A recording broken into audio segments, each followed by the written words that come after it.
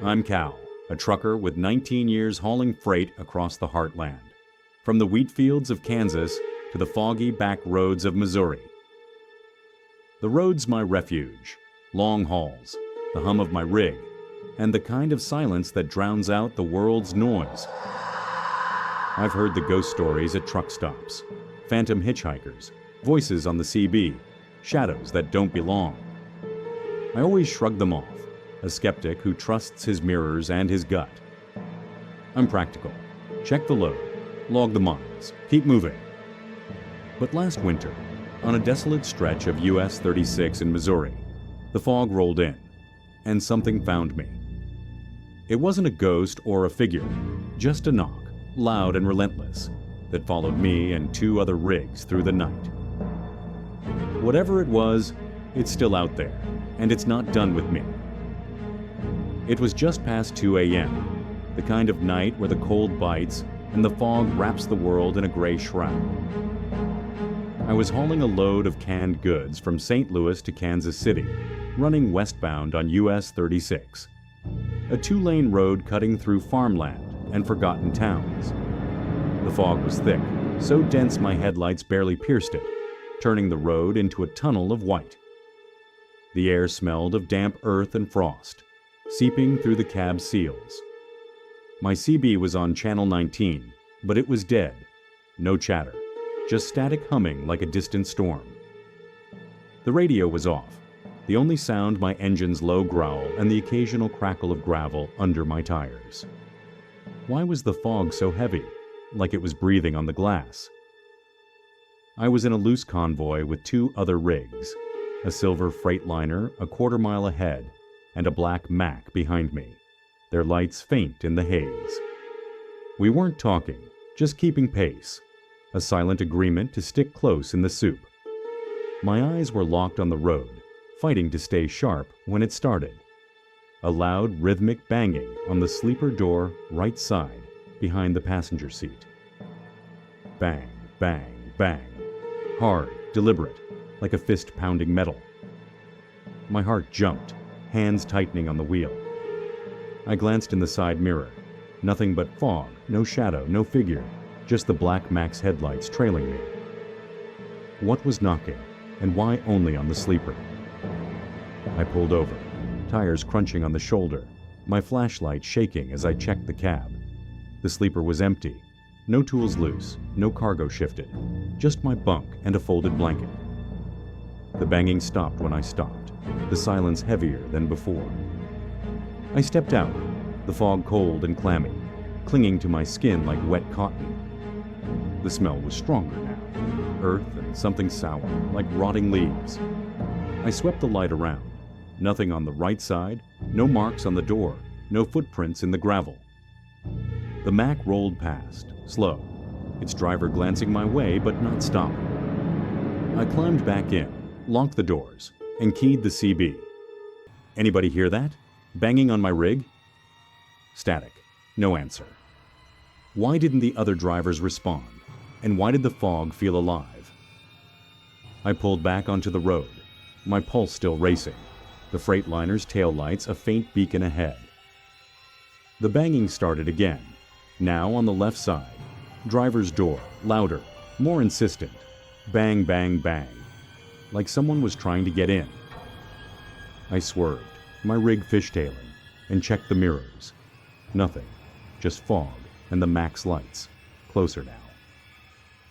My breath fogged the windshield, the cab colder than it should have been, the sour smell thickening, like I was driving through a swamp. Then it hit both sides at once, right, left, a frantic rhythm, the cab shaking with the force. My CB crackled, unplugged, a low hum breaking through. Cal, open up. My name, my blood froze. How did it know my name, and why were both doors under attack? Ahead, the Freightliner's brake lights flared, the rig veering onto the shoulder, its hazards flashing. The Mack behind me did the same, pulling over fast, like we were all hearing it, feeling it. I floored it, the rig roaring, passing the Freightliner, my eyes darting to the mirrors. The banging followed, relentless, the hum on the CB growing into a chorus of whispers, not words but tones, angry, desperate, circling the cab. I thought of my old man, a trucker who died in a wreck on this same road years ago, his rig crushed in fog like this. Guilt hit me. I'd never made peace with him, always on the road instead. Was this him, or something else, using the fog to hunt? Were the other drivers hearing it too, or was it just me? The banging grew frantic, like a dozen hands pounding, the cab rocking like it was caught in a storm. I glanced at the passenger seat, empty, but the seatbelt was buckled, tight, like someone had just clicked it in. The sour smell was choking now, like rotting leaves and something wet, like blood. I screamed into the CB. What the hell is this? No answer, just the hum, louder. Cal, let us in. I swerved again, the road blurring, the fog pressing against the windows like a living thing. In the side mirror, I saw it. Scratch marks, jagged and fresh, etched into both doors, glistening like they were wet with dew. What was out there, and how was it marking my rig? I didn't stop until I hit a truck stop near Macon, Missouri, the lot packed with rigs, the diner's neon sign glowing like a lifeline. The banging stopped as I parked, the fog thinning, but the smell lingered, and my hands shook as I stumbled inside. The other two drivers, the Freightliner guy and the Mack driver, were already there, pale as ghosts, nursing coffees at the counter. You heard it too, I said, not a question. They nodded, eyes wide, saying nothing. The waitress, a woman with a name tag reading Marge, poured me a cup and leaned in. You boys look like you've seen the knock, she whispered. What was the knock, and why did they hear it too? She didn't wait for me to ask, her voice low. Happens on 36. In the fog. Knocks on your rig, moves side to side, marks you. Been that way since the 70s, after a wreck killed a convoy in fog like tonight's. Drivers hear it, feel it, see scratches. Some say it's the dead, wanting in. Others say it's the road itself, hungry for company. She slid a napkin across. A single word scrawled, "Don't." She walked away, her eyes avoiding ours, like she was afraid to be near us. I checked my cab camera footage later, needing proof I wasn't crazy. The video showed the fog, the road, the Freightliner ahead, the Mack behind. At 2:03 a.m., the audio caught it. Bang, bang, bang, left, right, both, the cab shaking. The seatbelt buckled itself, the strap pulling tight. A shadow flickered in the sleeper, blurred, like smoke, gone in the next frame. The hum came through. Cal, let us in. The scratch marks were there, caught in the side cameras, wet and deep, like claws had raked the metal. What was knocking, and why did it mark all three rigs? I sent the footage to my boss, expecting a laugh or a warning about fatigue. He didn't reply. Just called and told me to take a week off, no questions asked. That wasn't normal. Bosses want logs, details. A week later, at a bar in Kansas City, I met the Freightliner driver, a guy named Hank. He'd seen the scratches too, heard the hum. His name whispered through his CB. The Mack driver quit, left trucking altogether. Hank said the knock was old, tied to a wreck in '74. 3 rigs lost in fog, drivers never found. They're still out there, he said, knocking, looking for someone to join them. I don't drive US 36 anymore. Not in fog, not at night. I stick to I-70, bright and busy, where the shadows can't hide. But it follows me. At night, parked, I smell it. Rotting leaves and blood, seeping into the cab. The CB crackles, unplugged, whispering, Cal, we're waiting. Last week I found something under my bunk. A black leather glove crusted with frost, though it was 80 degrees outside. I burned it, watched it curl and blacken, but the smell didn't go away. Last night, parked in Illinois, the banging started again. faint on the sleeper doors, left, then right. The CB hummed. "Cal, open up." I checked the cameras, my heart pounding. The passenger seat, empty, but the seatbelt twitched, like something pulled it. In the mirrors, the scratches were deeper, wet, like they'd been carved in the fog. Outside, I heard it, a low knock circling, waiting for me to let it in. I don't know what the knock is, ghosts of those drivers, the road's hunger, or something older, born in the fog. I don't know why it chose us, or what it wants inside. But I know it's out there, on US 36, banging in the dark, marking rigs. And if I drive that stretch again, it'll climb in, and this time it won't stop knocking. Will I ever escape the knock-knock? Nobody there? If this story gave you chills, hit like, subscribe, and turn on notifications. You never know what's coming next. I'm Jake, a long-haul trucker with 12 years crisscrossing the U.S., hauling freight from the ports of Jersey to the back roads of Tennessee. The cab's my castle, diesel in my veins, the hum of the engine my heartbeat. I've heard the tales at truck stops, ghosts on the road, phantom rigs, spirits tapping on windows. I never bought into them. I'm a practical man. Check the load, watch the gauges, keep rolling. But in the summer of 2024, on a stretch of I-81 in Pennsylvania, I learned the real horror isn't ghosts. It's the living, the ones who use the highway's isolation to hunt.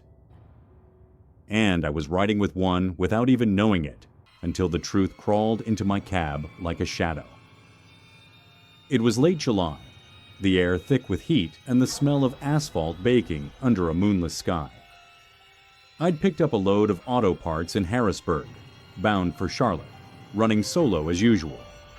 But at a truck stop in Carlisle, I met him. Evan, a driver I'd seen at a few diners, always quiet, always alone.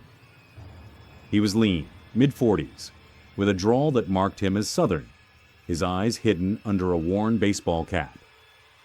His rig, a beat-up blue Peterbilt, was parked next to mine, and he asked if he could tag along for the run south. "Safer in pairs," he said, his voice low, like he was sharing a secret. I shrugged, said sure, company might keep me awake. We agreed to stay close, keep the CBs on Channel 19, and roll together. Why did his smile feel wrong, like it didn't reach his eyes?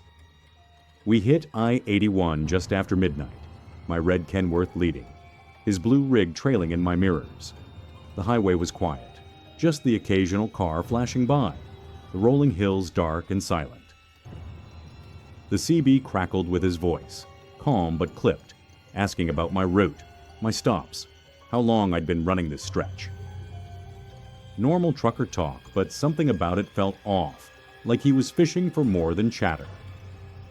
I kept it light, talking about fuel prices, bad diners, anything to fill the silence. The air in my cab was heavy, the smell of diesel mixing with something else, faint, metallic, like rust or blood. I chalked it up to the load, maybe a leaking crate, and cracked a window. Why was that smell growing stronger, like it was coming from inside? Around 2 a.m., we pulled into a rest area near Chambersburg, a dimly lit lot with a few rigs and a shuttered vending shack. I needed a stretch, a piss, maybe a coffee from my thermos. Evan parked beside me, his engine idling low, his cab dark except for a faint glow from his dash. I stepped out, the gravel crunching under my boots, the night cool but sticky. His door stayed shut, his silhouette still in the driver's seat, watching. I nodded, got no response, and headed to the restroom, the metallic smell fading as I walked away. But my gut twisted. Something wasn't right. I glanced back, and his cab light flicked off, like he didn't want to be seen. What was he doing in there, sitting in the dark? Back in my cab, I locked the doors, a habit from years on the road.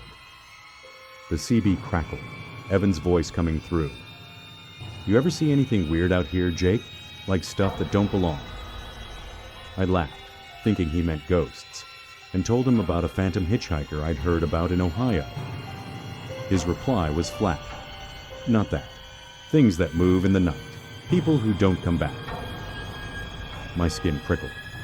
I changed the subject, started the engine, and we rolled out, his rig still tailing me, closer now, his headlights like eyes in my mirrors. The smell was back, stronger, seeping through the vents. I checked my load, secure, no leaks, but the metallic tang stuck, like blood on a knife. At 3 a.m., we hit a stretch of I-81 near Winchester, Virginia, where the road dips through a valley, dark and isolated, no exits for miles. The CB went silent, and his headlights dropped back, then vanished. I glanced in the mirrors. Nothing, just black. My heart kicked up. I called him on the CB. "Evan, you there?" Static, then a low chuckle, slow and cold. "Right behind you, Jake. Always am." Where did his rig go? And why was his voice so close? I floored it, the rig roaring, my eyes darting to the mirrors. His headlights reappeared too close, inches from my bumper, his grille filling the frame like a predator.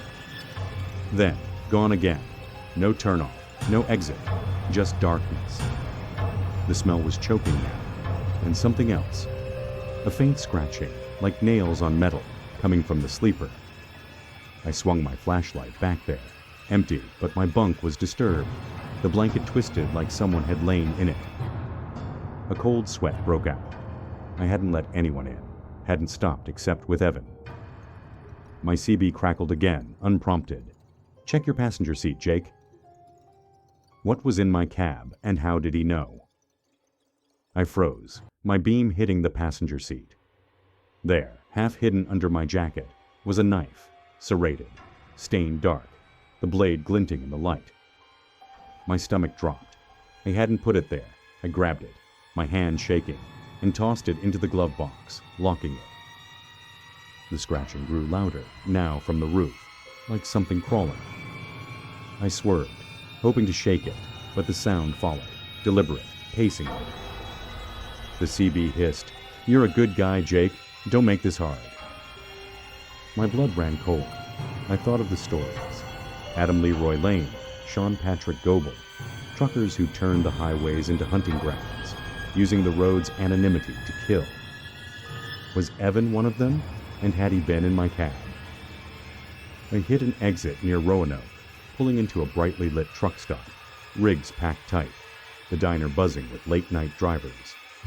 I locked the cab, grabbed my phone, and called 911, my voice low. "I think I'm being followed by someone dangerous. I-81, mile marker 140.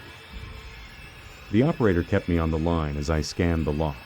No blue Peterbilt, no Evan. But the smell lingered, and the knife was still in my glove box, its stains too dark to be rust.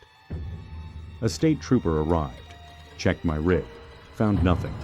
No scratches, no signs of entry. I showed him the knife, and his face tightened. "Stay here," he said, taking it for evidence. I sat in the diner, coffee going cold, when an old driver, his face like weathered oak, slid into my booth. "Heard you on the radio," he said. "You met the hunter." He told me about Lane, Goebel, others, truckers who killed along the interstates, their rigs, their alibis, their routes, their killing fields. Some say they leave a mark, a blade or a smell to pick their next one. You got lucky. He slid a napkin across, a single word scrawled, "Run." Was Evan a killer, or was the highway playing tricks? I checked the news later. A body had been found near Chambersburg, a woman stabbed, left off I-81, the same night Evan rode with me. No suspects, but police were looking for a blue Peterbilt. I never saw him again, but the smell stayed, faint but there, in my cab. Last week, parked in Tennessee, I found something under my bunk, a leather glove crusted with dried blood, though I'd swept the rig clean. The CB crackled, unplugged. "Jake, I'm still here." I burned the glove, but the smell didn't fade. Every night I hear it, scratching, faint, on the roof. like he's still out there, riding the highway, waiting for me to stop. I don't know if Evan was a killer like Lane or Goebel, or if the road itself marked me. But I know the highways hide worse than ghosts. Men who hunt in the dark, using the solitude to kill.